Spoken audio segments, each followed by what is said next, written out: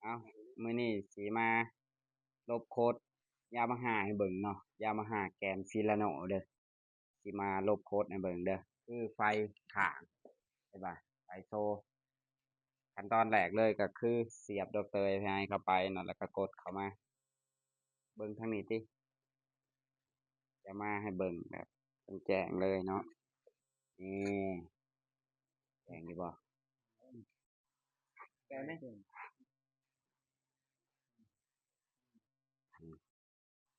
เออจะมาเขาให้เบิ่งเลยได้แล้วสำนั้นแหละ ตอนแรกก็เข้าไปการวินิจฉัยอาการของเครื่องยนต์เนาะกดเข้าไปเอไลน์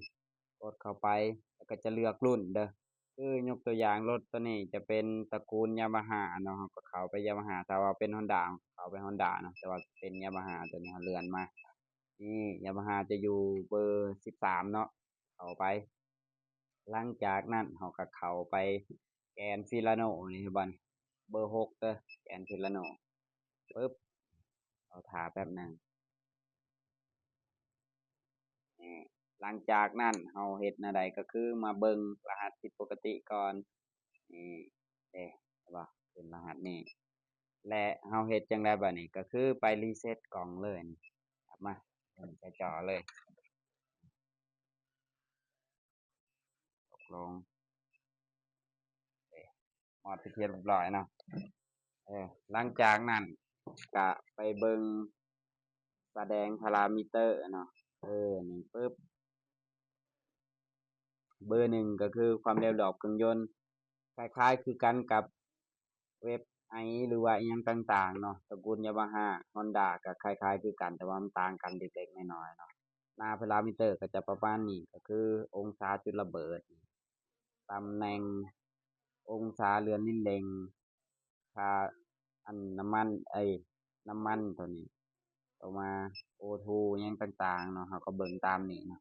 บ่มีหยังยากเนาะสำหรับถ้าว่ามีดอกเตอร์ให้ไปคือตัวใดผิดปกติอิหยังต่างๆคือตัวนี้ก็แรงดันแบตเตอรี่เราก็อ่านเบิ่งตามนี้เนาะตัวนี้ก็จะเป็นการ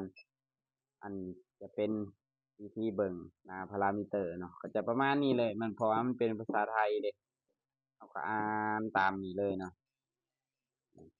ลบโคดบ่ยากเนาะก็ตัวนี้ปึ๊บๆๆตัวนี้แต่ว่าก่อนเราจะลบเราต้องเบิ่งก่อนว่ามันขึ้นรหัสใดรหัสใดเนาะมันขึ้นรหัสตัวใดก่อนเราจะลบเราต้องเบิ่งก่อนเนาะถ้าว่าลบสุ่ม4สุ่ม5เด้ได้บ่ได้คือกันแต่ว่าบางเทื่อมันติดโคดที่ว่าบ่สามารถที่จะลบได้นอกจากเราแก้ไขก่อนนะแต่ว่าตัวนี้คือรหัสตัวขึ้นเมื่อกี้นี่คือสามารถลบได้เราก็ลบไปเลยเนาะบ่จำเป็นต้องเบิ่งหยังอีกเนาะก็